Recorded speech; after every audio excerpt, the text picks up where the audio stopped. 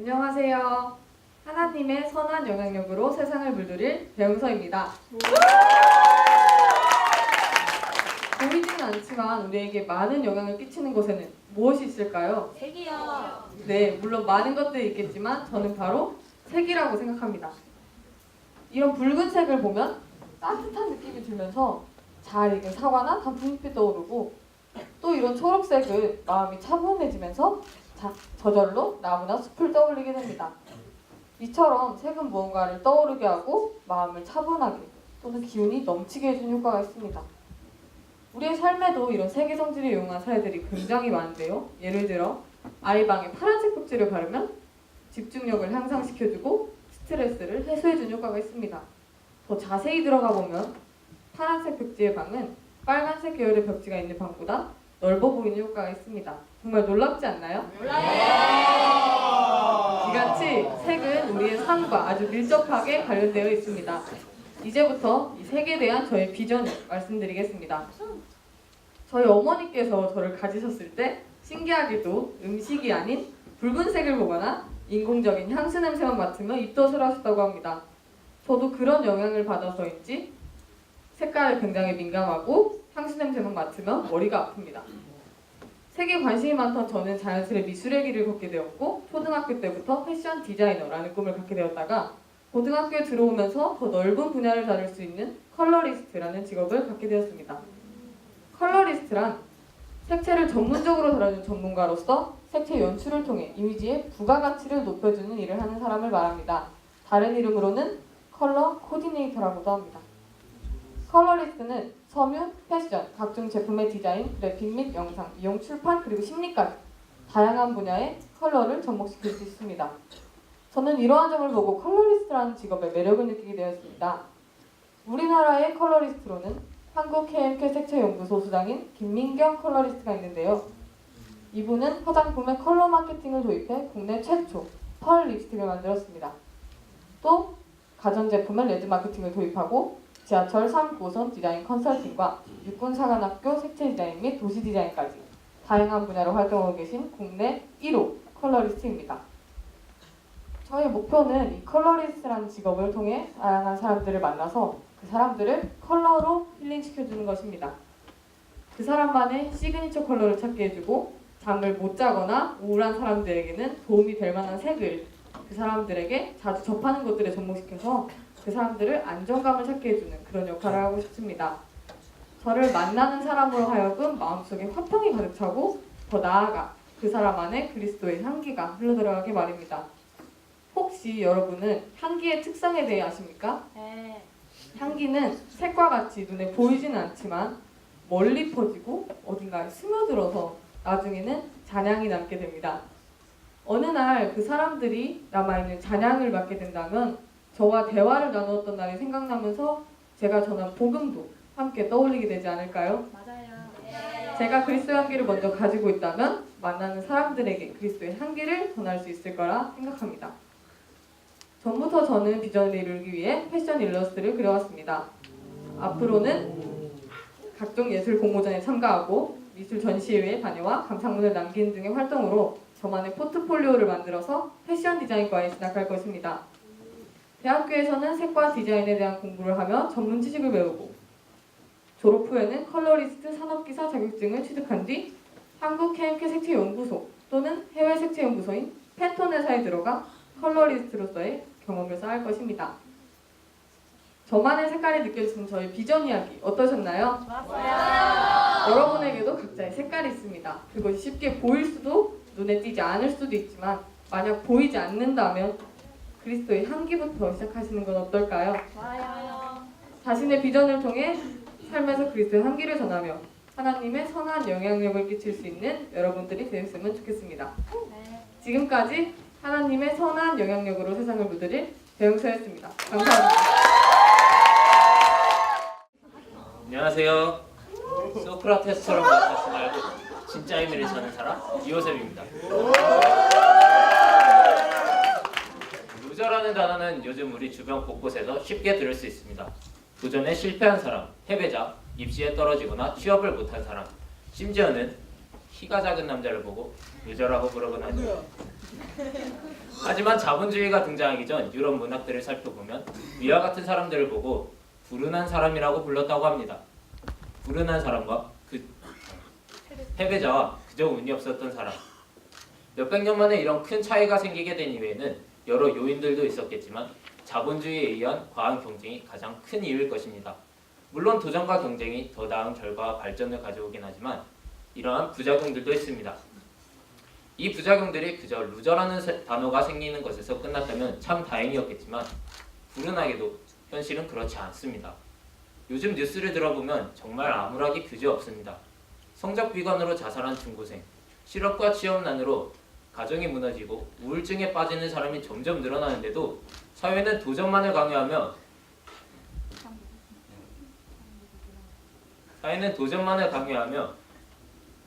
사람들을 위너와 루저로 계속 나누어 버리고 있습니다. 서점의 베스트셀러 코너에 가도 아프니까 청춘이다, 꿈을 향해 뛰어라, 쉬지 않고 도전하라는 내용의 책들이 즐비한 모습을 볼 수 있습니다. 그런 책들을 보고 있자면 나 자신이 참 한심한 사람이 된 것 같아 당장이라도 뭔가 도전을 하지 않으면 안 될 것 같은 느낌이 들곤 합니다. 하지만 더러 며칠 안가 포기하곤 하죠. 이런 경험은 저만 느껴본 것이 아닐 겁니다.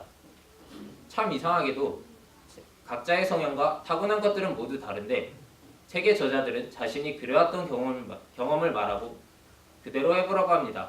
그것도 아주 어려운 것들을 말입니다. 흔히 도전을 통해 성장하고 한 걸음 더 나아간다고들 하죠. 하지만 앞서 말했듯이 사람들의 성향은 모두 다릅니다.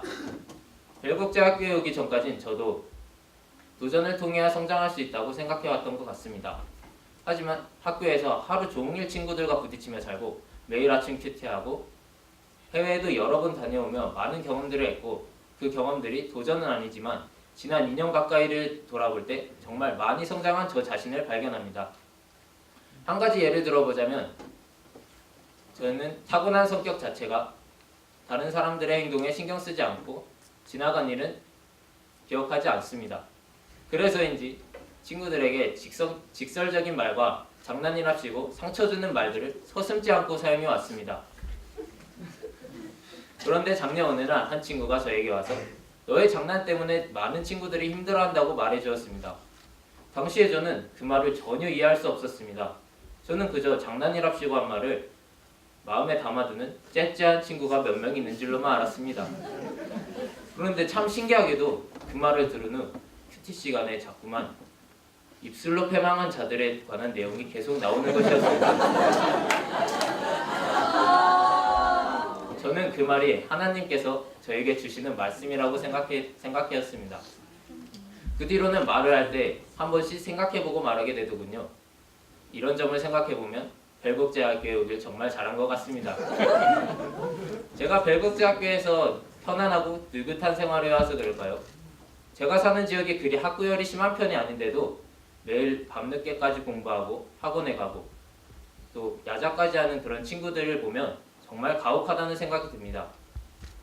그런데 그런 가혹한 경쟁은 고등학교를 졸업하면 끝나는 것이 아니라 대학에 가서도 취업을 하고도 계속 이어집니다.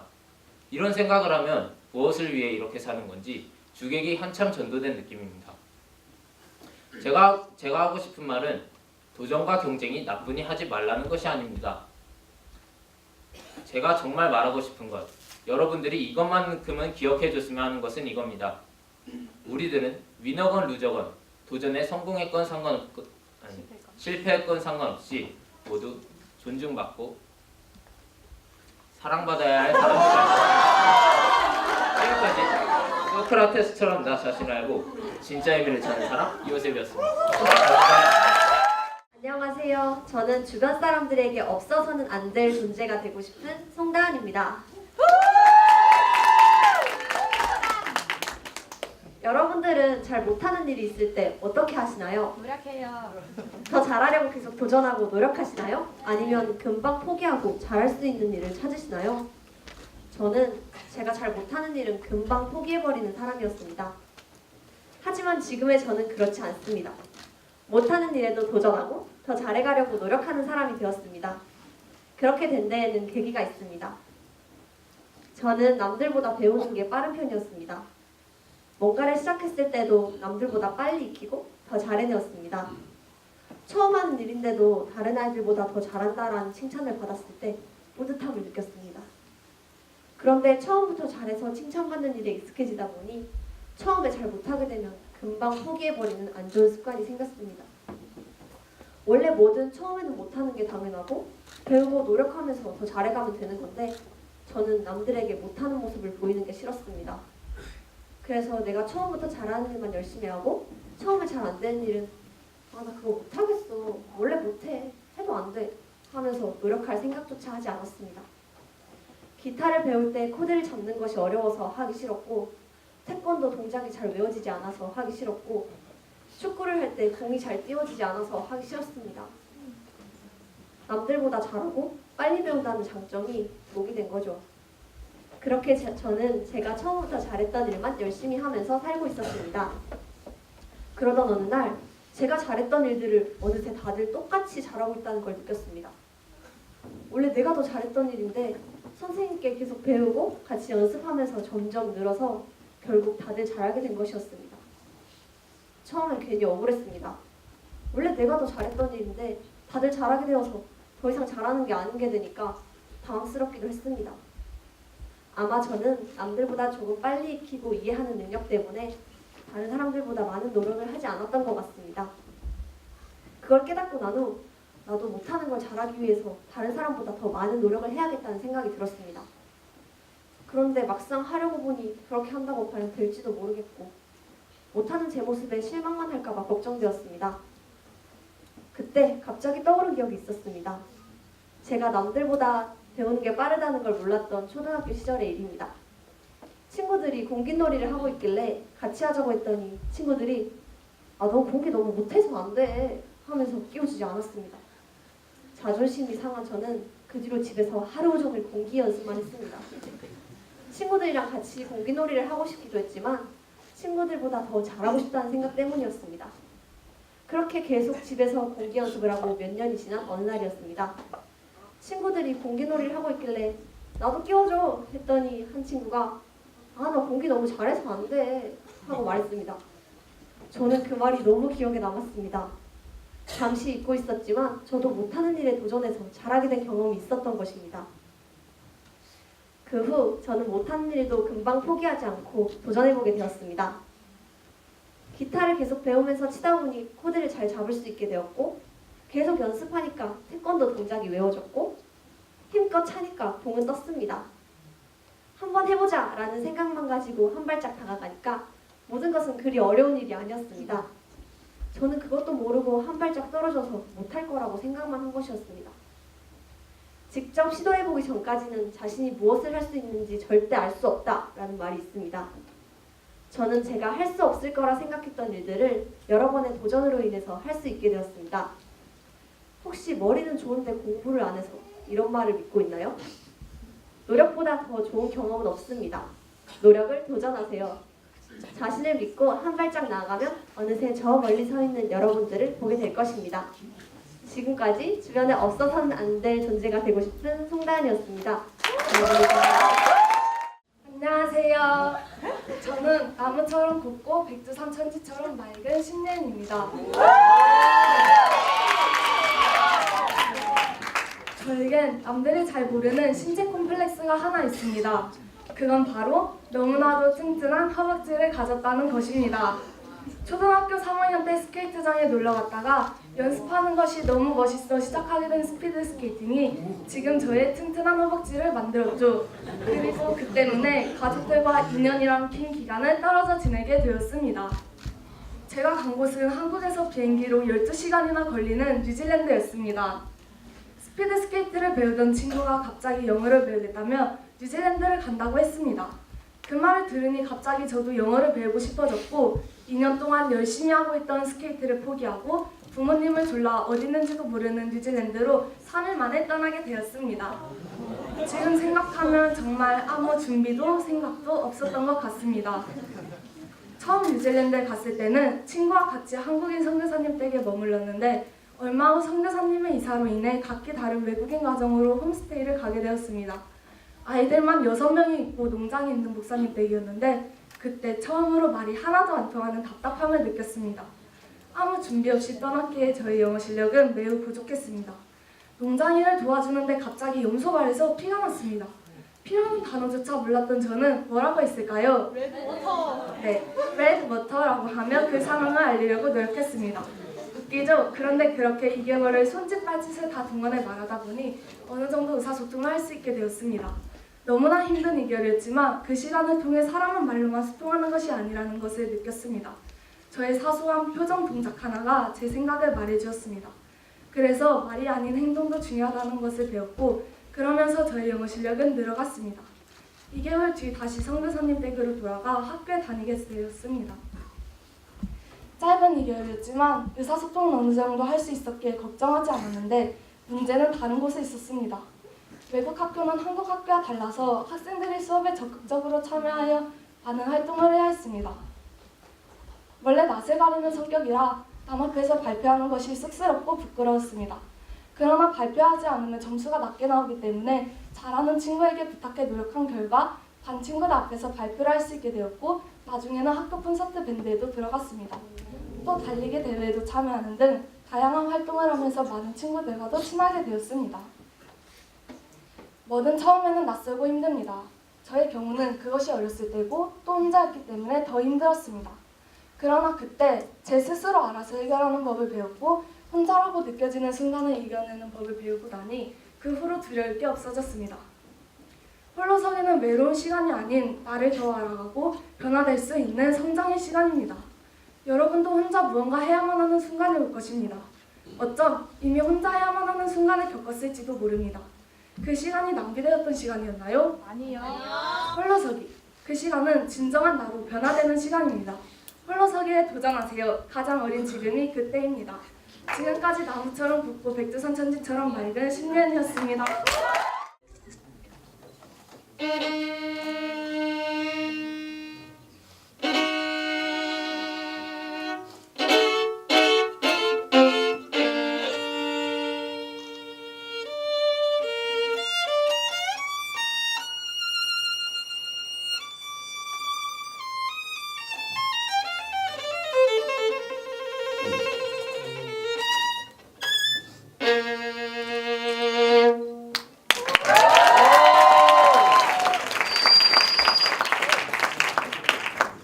안녕하세요. 가장 선한 방향에서 남을 위하는 바이올리니스트 서주연입니다. 여러분에게 음악이란 무엇인가요? 음악은 우리가 가장 친근하게 접할 수 있는 예술 중 하나라고 할 수 있습니다.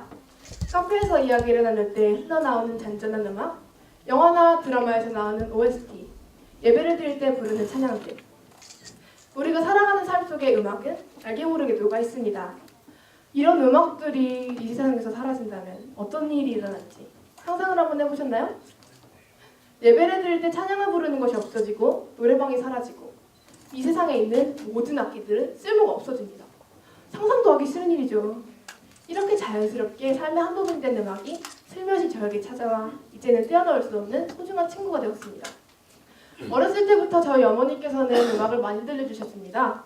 바흐, 베토벤, 모차르트 같은 클래식 음악부터 여러 CCM, 어린이들의 친구인 디즈니 영화의 OST까지 그 중에서도 가장 많이 들려주신 음악은 클래식이었습니다. 많이 듣다 보니 친숙하고 오케스트라에도 관심을 가지게 되어 여러 연주회들을 가게 되었습니다.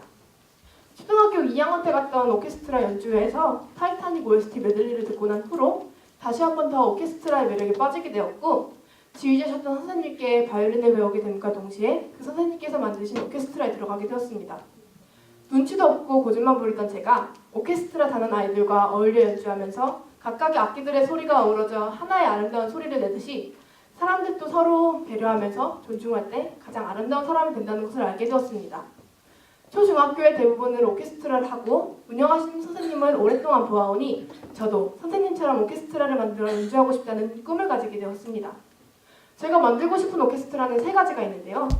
첫 번째는 제가 있었던 오케스트라처럼 전문적인 클래식 연주를 하는 필하모닉 오케스트라가 있고, 두 번째는 각자 연주 활동을 하고 있는 음악가들이 자신들의 일을 하다가 필요할 때마다 모여서 연주를 하는 작은 앙상블입니다. 예를 들면 라스트 카니발을 연주한 어쿠스틱 카페라는 그룹이 있죠. 세 번째로는 미취학 아동들과 청소년들에게 희망을 불어넣어주는 오케스트라를 만드는 것입니다. 베네수엘라의 빈민층 아이들을 위한 무상 음악 교육 프로그램인 엘 시스테마처럼요.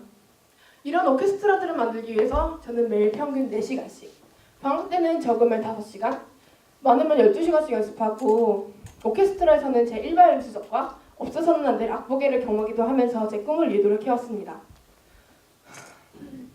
벨학교에서는 그 전처럼 바이올린을 많이 연습할 수가 없어서 많은 시간을 연습하지 못했지만 전 새벽에 일어나 이곳 콘서트홀에서 연습을 했습니다. 또 음악을 전문적으로 공부해야겠다는 생각으로 음악 이론을 공부하고 싶은 친구들을 모아 스터디를 만들어 지금까지 공부하고 있습니다.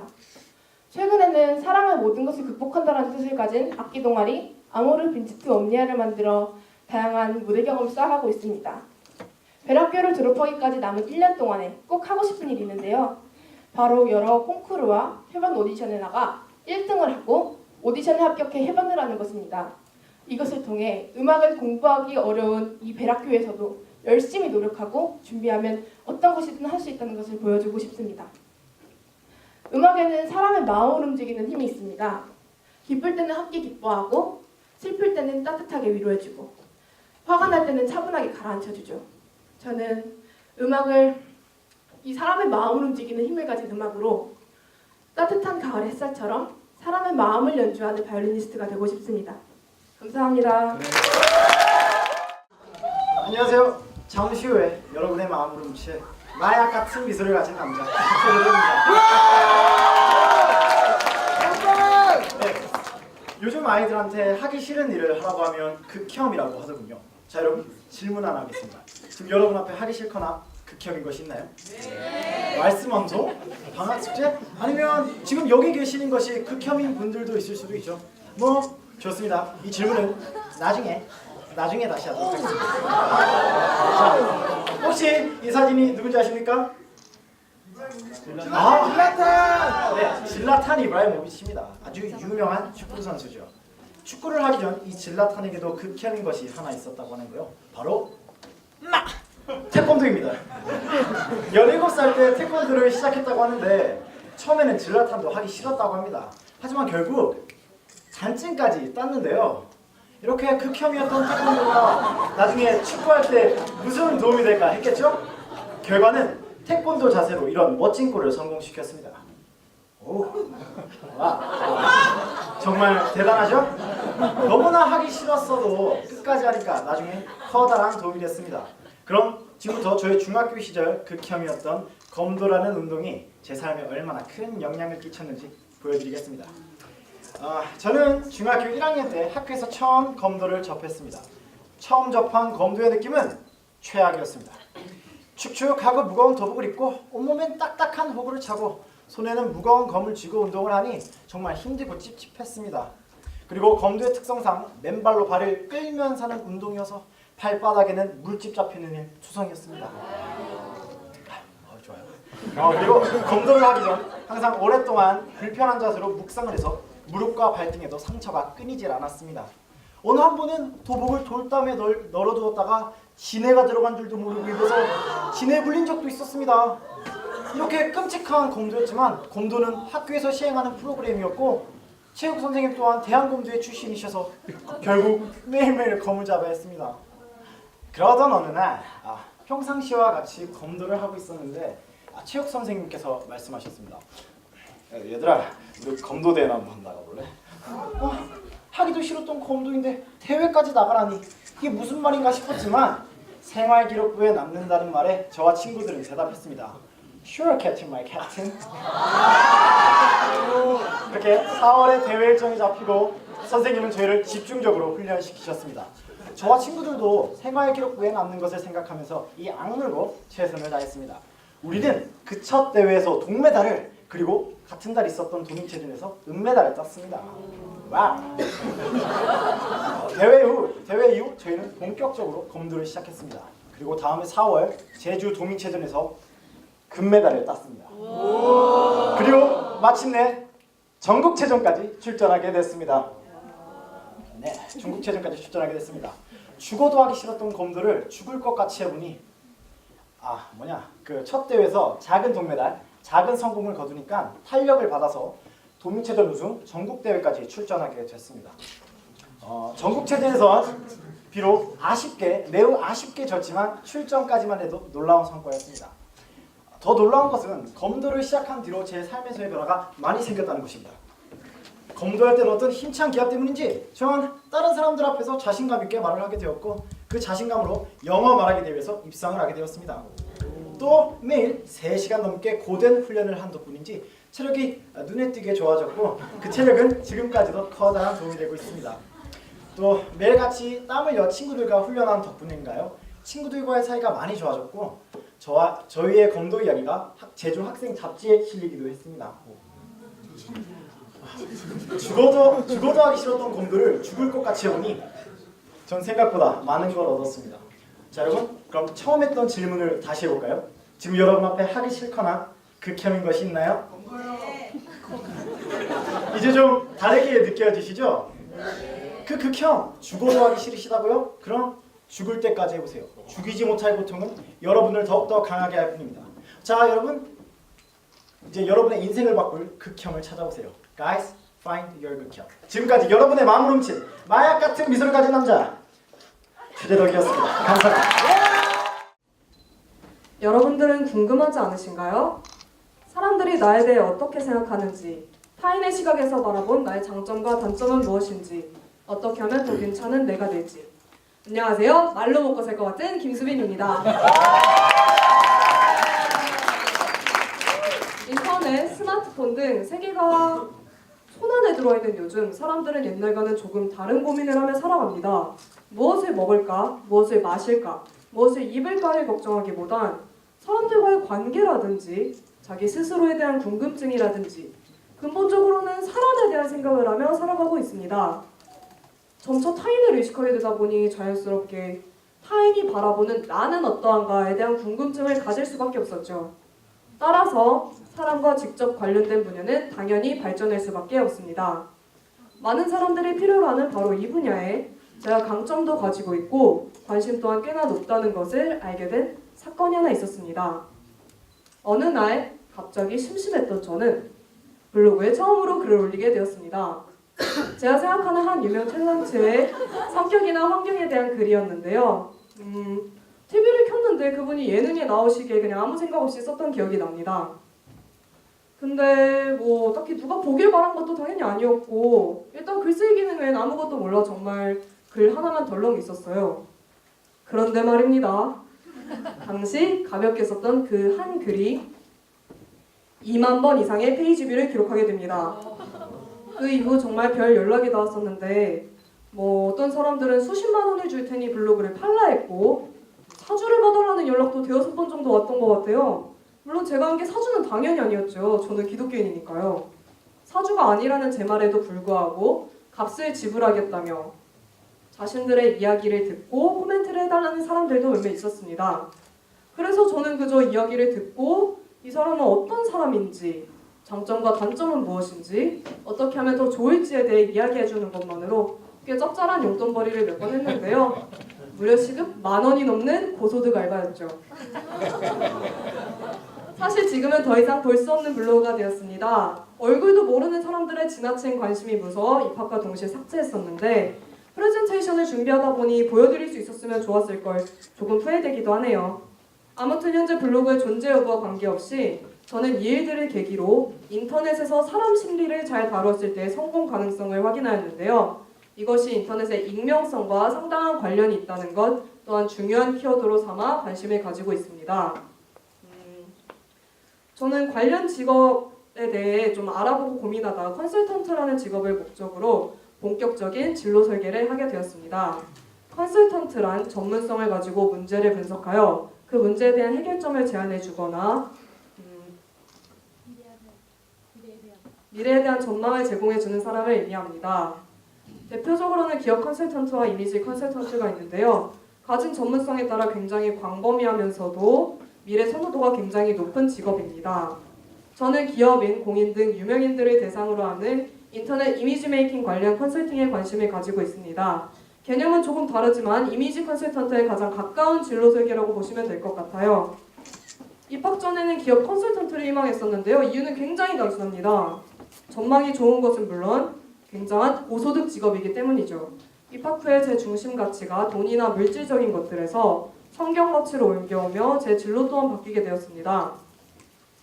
이전에 저는 소비자가 원하는 말을 했었고 그것을 통해 이익을 만들어내는 것이 목적이었다면 지금의 저는 어떨까요? 인터넷 이미지 메이킹 컨설팅을 통해 제가 이루고자 하는 비전을 이뤘습니다. 사회적 영향력이 높은 사람들이 그 자신들의 방향성을 하나님 보시기에 선한 곳으로 두게 하여 가능한 한 많은 사람들에게 그 영향이 전해질 수 있도록 하는 것입니다. 나의 중심 가치를 바꿔 최대 다수에게 하나님 가치 안에서의 선한 영향을 끼치는 꿈을 꾸게 하신 주님 찬양합니다. 감사합니다.